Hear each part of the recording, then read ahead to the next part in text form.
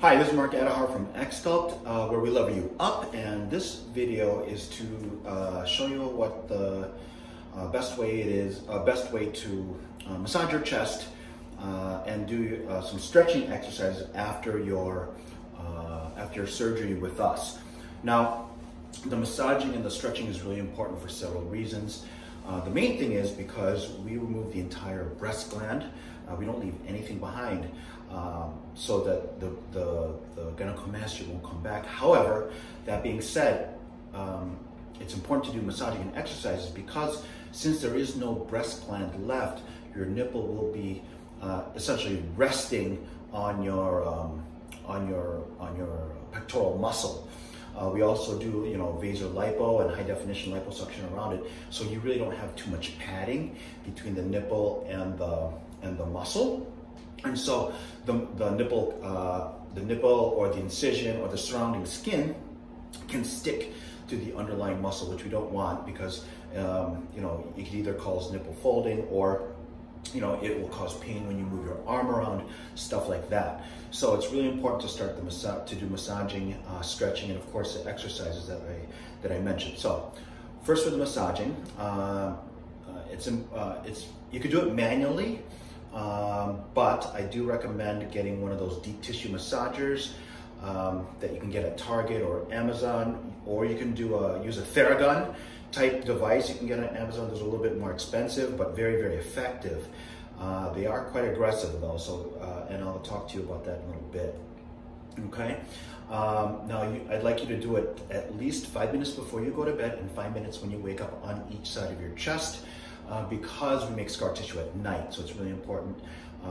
We loosen up before you go to bed and loosen when you wake up. If you can do more during the day, that's awesome. That's better. If you do it longer before and after, that's also great. But a minimum of 5 minutes before you go to bed and 5 minutes when you wake up. Okay, that being said, I'm using a Theragun type. I'm not going to turn it on, but if you do just like a regular deep tissue massager that vibrates back and forth, that's not a Theragun type, turn it on to a setting that you can tolerate. The higher the vibration, the better.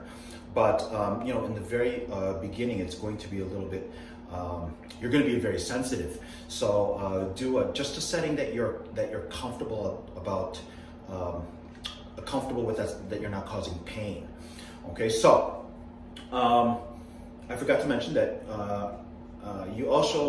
I'd like you to also start your massage about 2 to 3 weeks after your surgery date, because that's when the inflammation is really set in, and then we start making scar tissue.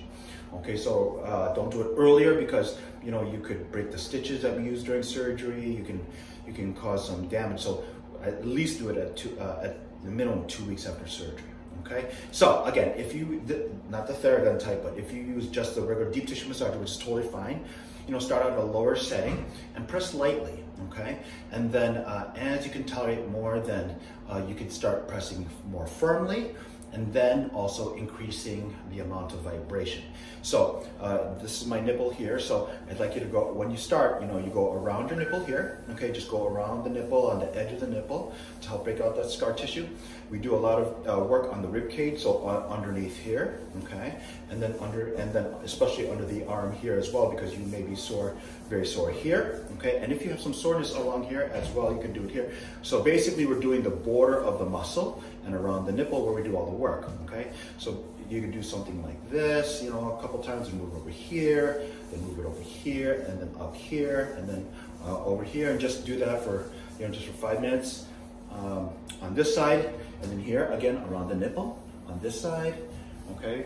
And then go down here, and then go here, especially around here, and then along this groove here, if you're having a discomfort here as well, like that, okay?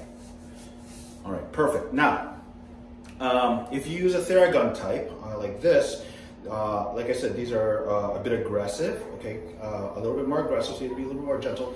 When you start out, again, go in a lower setting, and just very gently go like around it. You don't have to press firmly, just whatever you can handle, okay? And then go around like that, and then up, like that, And then as you can tolerate more, increase the intensity, and then increase how much you can press, okay? Like that. Okay, but in the beginning you're gonna be very sensitive, so it's not uncommon. So you have to, if you just do it very, very lightly, that's okay. And then as you start to get more, as you start to heal, you can start to push a little bit more. Same thing with here, okay? Just along the border of your chest like that, and push up, and then around the nipple, something like that. And then around here as well, if necessary. Okay? So that's how you basically do the massaging of the chest. Okay.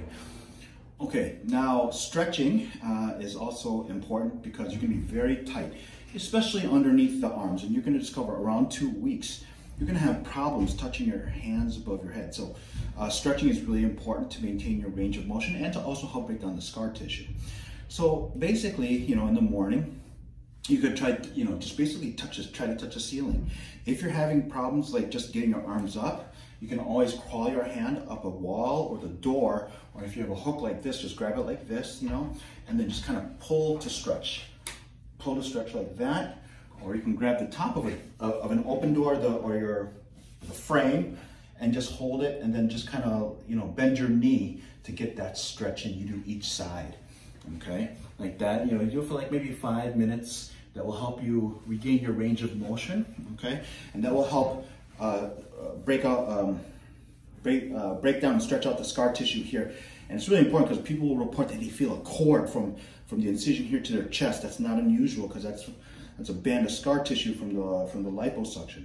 You know, you can even just, you know, grab your, you know, go like, if you're able to go like this, you just want to stretch like this later on, okay, you could do that as well. But in the beginning, it's better to use a door or something similar and grab it like this and kind of stretch down like that, okay? Also for the chest, you know, if you're able to hold your hands behind your back, I can barely do it, and just grab your hands and just try to pull your shoulder back, you know, and just like that, and that will help stretch it. You don't have to do that much, okay? You can do it like that, you know, and so just stretch like this. You can also hold this, hold a hook, or you can hold the door handle right here, and then just hold it and just kind of turn your waist and really, you know, kind of stretch it out like that. And it really helps in the morning, okay? You go like this, because before you get your day started, you just want to stretch it out a little bit and help stretch everything out before your day starts, okay? So stretching is also important in the morning, just so you're not so uncomfortable during the entire day. As the day goes, everything will loosen up, but it's always very tight as soon as you wake up. After we wake up at night, because like I said, we make scar tissue at night, we heal at night. So it's always a good idea to stretch every morning to help, you know, loosen that scar tissue. You won't be so uncomfortable throughout the day, okay? Great. So if you have any questions, you guys have my cell phone number. You know, text me whenever you want. I hope this video helps a little bit clear up some things. You know, you could always also text or call Annabelle if I'm not immediately available because I'm in surgery or something like that. So again, I hope this helps, and you know, I hope to hear from you soon. All right, take it easy. Bye.